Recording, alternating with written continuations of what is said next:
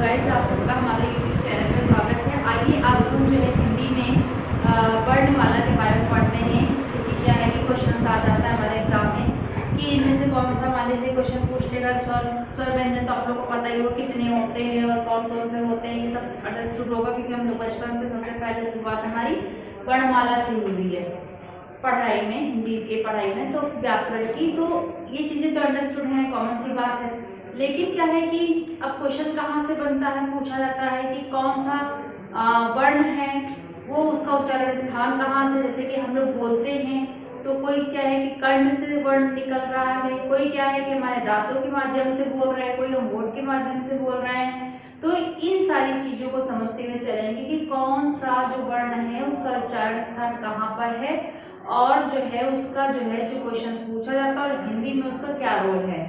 तो सबसे पहले क्या है कि हम समझते हैं कि वर्ण क्या है। तो वर्ण क्या है कि भाषा के जो भी अगर देखा जाए तो अक्षरों या वर्णों का जो भी एक डेफिनेशन के रूप में अगर हम देखें तो नॉर्मल सी बात है कि इसके लिए डेफिनेशन आप कई रूपों से अपने शब्दों में भी बना सकते हैं। ऐसे समझने के लिए बोल देते हैं कि अक्षरों या वर्णों को सुव्यवस्थित समूह को वर्णमाला कहते हैं, यानी जो अक्षर और वर्ण होते हैं उनका जो भी सुव्यवस्थित समूह होता है, यानी कि व्यवस्थित रूप से जो भी हमारा व्याकरण में बताए गए वर्ण, उनको व्यवस्थित रूप से जो प्रेजेंट करने को क्या कहेंगे, वर्णमाला कहेंगे। ठीक उसी प्रकार से क्या है कि वर्ण या ध्वनि जो होती है वो क्या होती है कि भाषा की सबसे छोटी इकाई होती है। क्वेश्चन एक यहाँ से बन जाता है कि भाषा की सबसे छोटी इकाई कौन सी है।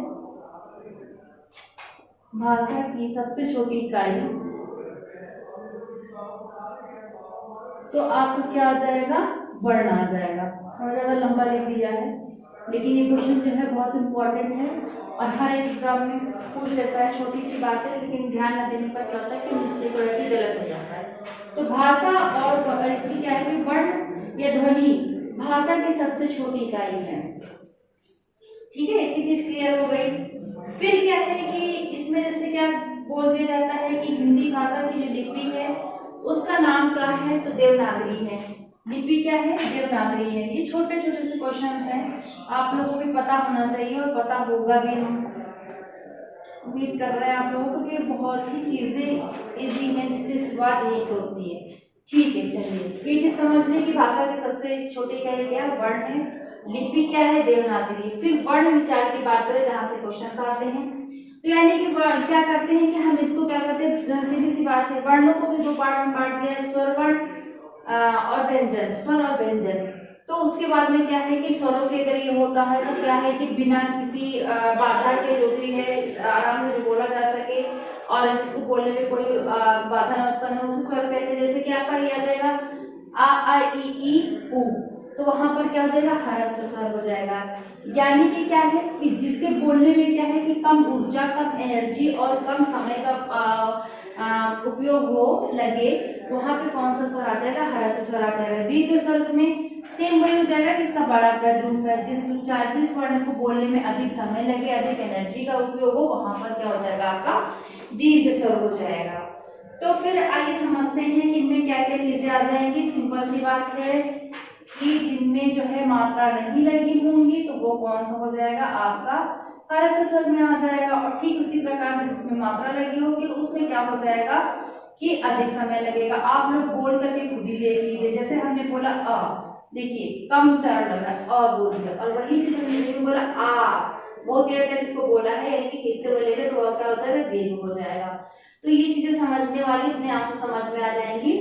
और उसके बाद में क्या है कि हम कुछ चीजों को और समझते हैं कि और भी चीजें आ जाएंगी। जैसे इसमें एक और हो जाते हैं ए और औ, देखिए ये चीजें आ गई। तो अब क्या है कि इन चीजों को समझते हुए क्या हो जाएगा, ये काउंट कर लीजिए तो पूरे स्वर की स्वर जो कुछ बताए गए हैं तो पूरे टोटल 11 बताए गए हैं, दोनों को जोड़ लीजिए तो 11 आ ही जाएंगे। फिर आइए स्पर्श व्यंजन की बात करते हैं कि स्पर्श व्यंजन क्या है। तो पहली बात, ह्रस्व स्वर और दीर्घ स्वर में समझ में आ गया क्या अंतर है। अब यहीं से क्या है कि आगे जो भी व्याकरण की बातें करेंगे, पढ़ेंगे, तो यहीं से जो है चीजें बनती चली जाएंगी। तो इस चीज को क्या है कि स्टार्टिंग में बहुत ध्यान से समझते हुए चलेंगे, क्योंकि इसके बाद में जो भी चीजें आती जाएंगी तो इसी से जुड़ती भी आती जाएंगी। जैसे कि अभी हम पढ़ने जा रहे हैं स्पर्श व्यंजन, इसके बाद भी कुछ चीजें इससे रिलेटेड आएंगी जो भी आप पढ़ेंगे। अल्पप्राण, महाघोष, अघोष, ये सब चीजें आएंगी तो वो कहाँ से आएंगी, इन्हीं में से बन निकल करके आएंगी। तो इन चीजों को जो है हम बहुत ध्यान से देखते हुए चलेंगे। तो क्या है कि स्पर्श व्यंजन की बात करते हैं तो स्पर्श व्यंजन की सबसे पहले क्या है क्वेश्चन में पूछ लेते हैं कि टोटल स्पर्श व्यंजन कितने होते हैं, स्पर्श व्यंजन की संख्या कितनी होती है। तो इनकी टोटल संख्या बोली जाती है कि 25 होती है। अब देखते हैं 25 कहाँ से निकल के आया है वो भी देखते हैं। सबसे पहले क्या होता है, इनके वर्ग का होता है कि ये वर्ग होता है का वर्ग, चा वर्ग, टा वर्ग, ता वर्ग, पा वर्ग। इसको अगर ऐसे पढ़ना है आपको याद करने के लिए तो कचट तब पढ़ लीजिए। यानी कि देखिए 5 हो गए, 1 2 3 4 5। अब इनमें क्या है, जो वर्ग होते हैं इनमें वर्ण कितने आते हैं, हर एक वर्ग में कितने वर्ण आ रहे हैं, 5 वर्ण आ रहे हैं। देखिए जोड़ लीजिए आप यहाँ पर कि 1 2 3 4 5, ये टोटल कितने हो गए, 5 हो गए। फिर ये भी 5 हो गया आपका, यहाँ पर भी 5 हो गए। तो सारे कितने हो जाएंगे, 5 5 हो जाएंगे। तो आप जोड़ लीजिए, 10 हो गया, 15 20 25 हो गया। तो टोटल स्पर्श व्यंजनों की संख्या पूछी जाएगी तो आपको कितना निकल के आ जाएगा, 25। अब यहाँ पे का वर्ग का मतलब क्या है, इसको का वर्ग, चा वर्ग, ता वर्ग, ता वर्ग, टा क्यों बोला गया है, तो हम इनका उच्चारण स्थान देखते हैं। क्वेश्चन इससे पूछा जाता है, मान लीजिए यहाँ से बीच से कोई भी वर्ण आपका आ जाएगा एग्जाम में कि इसका उच्चारण स्थान बताइए कहाँ से। उच्चारण स्थान का मतलब ये है कि जितनी भी हमारी जो बोलने में जो हमारा मुख जो है, जितने भी मुख्य पार्ट्स हैं बोलने में जो सहायता करते हैं उस वर्ण को, तो वो कहाँ से उत्पन्न हो रहा है, कैसे आ रहा है, तो उन चीजों को जो है इन वर्णों में रखा गया है, वर्गों में। तो सबसे पहले क्या है, का वर्ग यानी कि क्या है, कंठ। जो जो वर्ण हम क्या करते हैं, कंठ से बोलते हैं, हमारे कंठ से निकलता है, यानी कि गले के कंठ से, तो उसे क्या बोलेंगे, तो कंठ वर्ग में आ जाएगा या फिर का वर्ग बोल दे। का वर्ग क्यों बोलेगा, क्योंकि का से शुरुआत हुई। तो देखिए बोल के आप लोग देखिए उच्चारण करके तो अपने आप आ जाएगा क ख ग घ ढ। तो आपका आ जाएगा, क्या आ जाएगा कि ये कौन सा उसमें आ रहा है, का वर्ग में आ रहा है। बोलने पर ही स्पष्ट हो जाएगा, एक बार आप लोग बोलने का प्रयास करें तो अपने आप चीजें क्लियर हो जाएंगी। फिर आपका आता है चा वर्ग यानी कि तालव्य। क्या होता है कि मुख का जो ऊपरी तालव्य होता है, जीभ के जो ऊपरी पार्ट होता है हमारा, वो तालव्य में आ जाता है। तो वहां पर क्या हो जाता है कि वहां से जो वर्ण निकल रहे हैं च छ ज झ ई कौन सा हो जाएगा, तालव्य स्वर हो जाएंगे, तालव्य व्यंजन आ जाएंगे। फिर इसके बाद में आता है टा, मूर्धन्य आता है। यानी कि क्या है, मूर्धन्य में क्या जाएगी, जो हम क्या कहते हैं नासिका के माध्यम से, फिर और क्या होता है कि इनके माध्यम से बोलते तो वो वहां पर क्या हो जाएगा, टावर का जाता है। जैसे कि क्या आ जाएगा, टा ठा डा डा ड़ा, और उसके बाद में दंत वाला आता है। तो इसका क्या होगा कि जिन वर्णों का उच्चारण क्या करते हैं, बोलने में दांतों की सहायता से बोला जाता है, उसे क्या कहेंगे, दंत वर्ग कहेंगे। जैसे ता थ दा धा ना। आप बोलते चलिए साथ साथ में और अपने आप ही आप 1 2 बार बोल के देखिए, खुद क्लियर हो जाएगा। फिर आपका आता है होस्टस, यानी कि जिनको बोलने में, जिन वर्णों को बोलने में हम होठों का उपयोग करते हैं, होठों का यूज होता है, वहां पर क्या हो जाता है, होस्टस हो जाता है। जैसे कि वा है, फा है, बा है, भा है, भा है, मा। इन सबको कैसे हम पहचान कर लेंगे, अगर याद करना है एग्जाम के लिए तो फिर क्या होगा कि इसको बोलिए, उच्चारण करिए और उसके बाद में जो है क्लियर हो जाएगा कि इसका उच्चारण कहाँ से हो रहा है। तो अपने आप से जो है गलत नहीं होगा, अपने आप समझ में आ जाएगा कि हाँ इसका उच्चारण जैसे माँ आएगा तो माँ, देखिए माँ बोल रहे हैं तो सीधी तरीके से क्या आ रहा है, हमारा होस्ट का उपयोग हो रहा है। तो अपने आप समझ में आ जाएगा कि इसका क्या है, यहाँ पर यूज हो रहा है। तो स्पर्श व्यंजन की बात की है तो स्पर्श व्यंजन का इतनी ही बात है कि इतना चीज समझने वाली अभी है। इसके बाद इसमें कुछ चीजें और आएंगी जो इससे जुड़ी हुई रहती हैं, कि इसके आगे भी कुछ वर्ण आते हैं जो भी एग्जाम में पूछे जाते हैं, आपके व्याकरण में अति महत्वपूर्ण है। तो उनको जो है इसके बाद के चार्ट में समझाएंगे। तो चीजों को क्या है कि हमने पहले भी बोल दिया है कि शुरुआत से ही पकड़ के रखेंगे और अच्छे से समझते हुए चलेंगे। इसके बाद कुछ व्यंजन अलग से आते हैं, जैसे कि हम बोल देते हैं कि आपको कि अंतस्थ व्यंजन कौन से होते हैं, इनको भी हम समझा देंगे। जैसे अंतस्थ व्यंजन की बात की जाए तो क्या होता है कि जिनका उच्चारण स्थान क्या होता है कि अंतस्थ तरीके से होता है, अंतस्थता बिल्कुल होता है। देखिए या र ल वा है, या र ल वा है।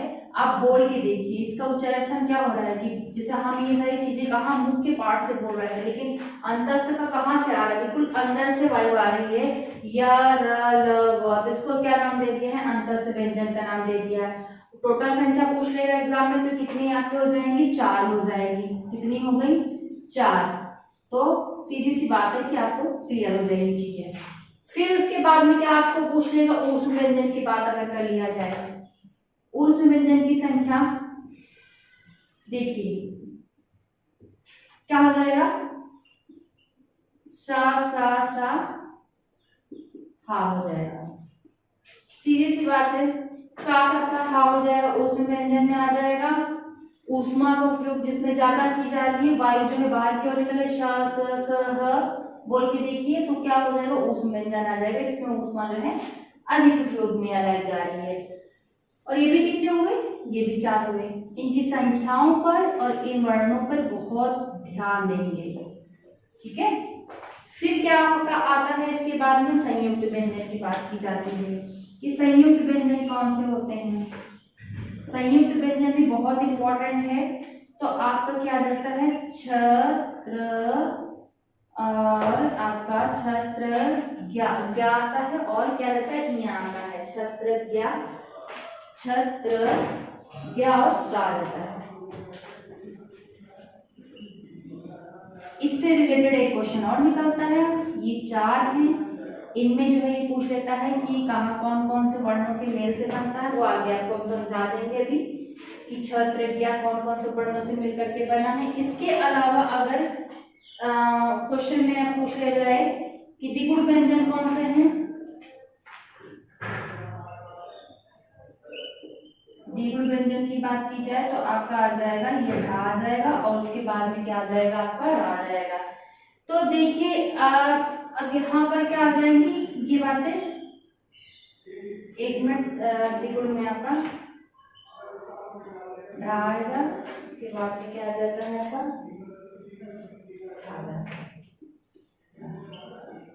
अब यहाँ पे कुछ चीजें समझते हुए चलते हैं इन्हीं में से कि इतना तो आपका चार्ट के रूप में हो गया।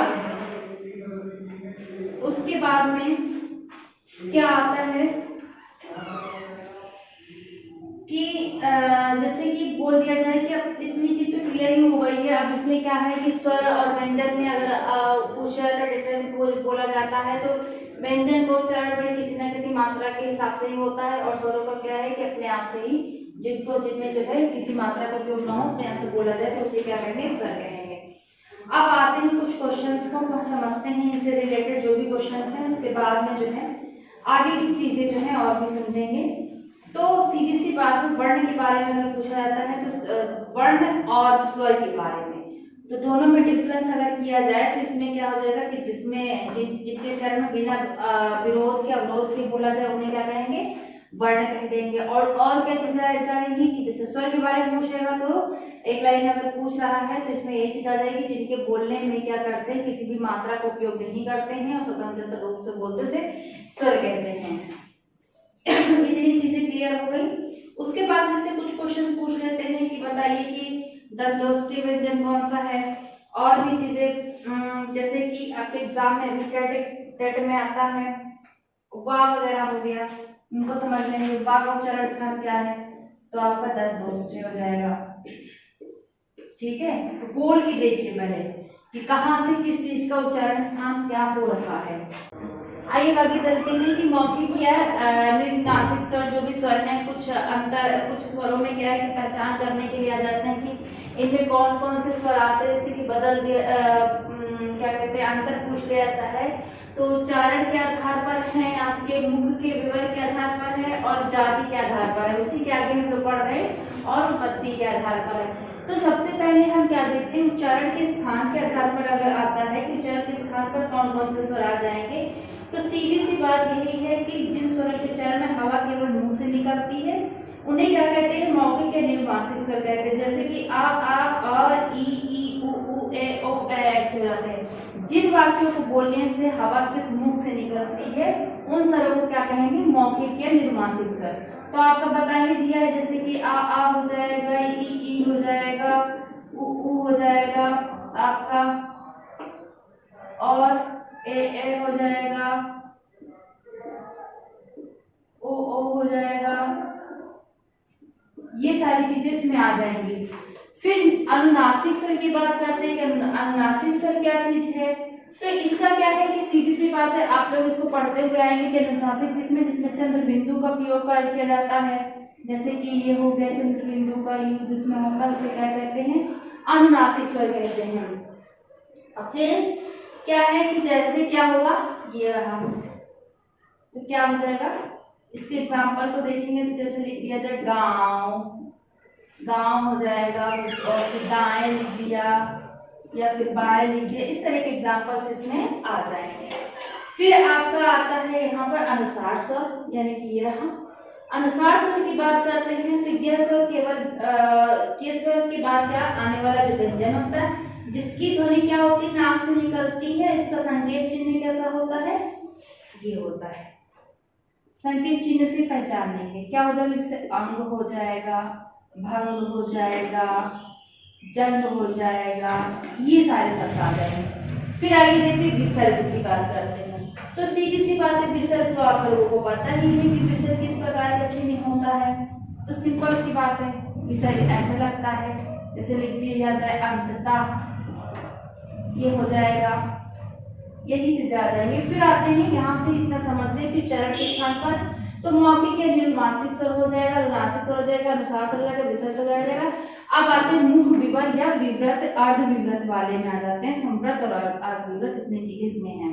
तो मुख विवर से निकलने वाला क्या चीजें हो जाती हैं कि विव्रत, जिन स्वरों के चरण में मुख पूरा खुलता हो उन्हें क्या कहते हैं, विव्रत स्वर कहते हैं। यानी कि बोल के देखिए, जिनमें क्या होता है मुख पूरी तरह से खुल जाता हो उन्हें विव्रत स्वर कहते हैं। जैसे कि आ बोलना है तो पूरा आपको जो है मुख को पूरा खोलना पड़ेगा। फिर क्या कहते हैं, अर्ध विव्रत, इसी का हो जाएगा जिसमें क्या है कि मुख आपका तो जिन स्वरों में कम खुलता हो, तो ये आपके दीर्घ स्वर में आ जाएगा। और ये आपके आ जाएंगे, जैसे आ हो जाएगा, ए हो आ ई हो जाएगा, ए हो जाएगा, यानी कि इसमें जिसमें मुख का पूरा खुलना ना हो वहां पर क्या हो जाएगा, अर्धविव्रत स्वर हो जाएंगे।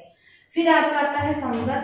तो समृद्ध की बात करते हैं तो यहाँ पर क्या हो जाएगा कि जैसे कि आपका इसमें क्या है, बहुत ही कम मुख खुलता हो, यहाँ पे ई नहीं होगा, जैसे यहाँ पे ई उ आ जाए तो देखिए कि कम खुल रहा है, ठीक है। फिर आपका आता है अर्ध समृद्ध, इसमें क्या है, जैसे कि आपका ए और औ हो जाए। अब आइए हम यहाँ पर पढ़ते हैं कि क्या चीजें कि जाति के आधार पर क्या हो जाएंगे, कि जाति के आधार पर कुछ चीजें आती हैं स्वरों में, तो उनको पहचान करेंगे। तो इसमें क्या हो जाएगा कि जैसे कि क्या है, उच्चारण में समान स्थान या प्रयत्न से उत्पन्न होने वाले जो स्वर होते हैं उन्हें सजाती स्वर भी कहते हैं। जैसे कि समान स्वर जाति के आधार पर आपका यही हो जाएगा, आ हो गया, समान स्वर से ऐसे हो गया, उसके बाद में ई हो गया आपका, और क्या जाएगा, ये ई भी हो जाएगा। फिर आइए देखते हैं उत्पत्ति के आधार पर क्या होता है, मौलिक या मूल स्वर हो जाएंगे, संधि स्वर या फिर संयुक्त स्वर हो जाएंगे उत्पत्ति के आधार पर। तो मौलिक स्वर वो स्वर होते हैं जिन्हें हस्त स्वर भी कहते हैं, और संधि स्वर कौन से हो जाएंगे, जो कि दो वर्णों की संधि से बनते हैं। और संयुक्त स्वर में क्या चीजें आ जाएंगी, जैसे कि ए ओ के संयुक्त स्वर को क्या कहेंगे, संयुक्त स्वर कहते हैं। आइए देखते हैं यहाँ पर उत्पत्ति के आधार मौलिक स्वर में क्या आ जाएगा, जैसे कि हस्त स्वर हो गया आपका, जो भी आता है आ ए ई, ये सब चीजें आ जाएंगी। उसके बाद में क्या है कि संधि स्वर क्या होता है कि जब दो स्वरों के मेल से जो बनता है उसे कहते हैं। जैसे कि आ धन आ क्या बन जाएगा, आपका हो जाएगा ये आ हो जाएगा। फिर आपका ई धन ई से क्या हो जाएगा, ई धन ई से आपकी बड़ी ई बन जाएगी। और संयुक्त स्वर की बात की जाए तो संयुक्त स्वर में क्या है कि अगर आपका ये आ जाएगा, जैसे कि ए ओ को संयुक्त स्वर कहते हैं। इसमें क्या है कि दो चीजें आती है, जैसे कि समान अक्षर, समान प्लस अक्षर, यानी कि वही आपका हो जाएगा यहाँ पर मिला करके जो हमने पहले बताया था कि स्वरों में जो है हर्ष स्वर कितने प्रकार के होते हैं, कितने रूप में लिखे जाते हैं, और दीर्घ स्वर कितने हैं। तो यहाँ पर क्या है कि यही आपका आ जाएगा ए और ये सब किसमें आ जाएंगे, संयुक्त स्वर में आ जाएंगे।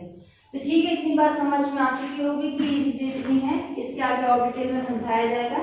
इसके बाद आपका जो भी आपका वो था जो आपका वर्ग थे, वर्णों के जो वर्ग बताए गए थे स्पर्श चरण के, उनको लेकर के आप सघोष, महाप्राण, अल्पप्राण और भी चीज़ें जो भी हैं वो नेक्स्ट वीडियो में समझाया जाएगा इसको। लेकिन ये है कि समझने के लिए फर्स्ट वीडियो बहुत ज़रूरी है, जिसे जरूर देखिए और चीज़ों को समझिए। आगे की चीज़ें हम कल बताते हैं।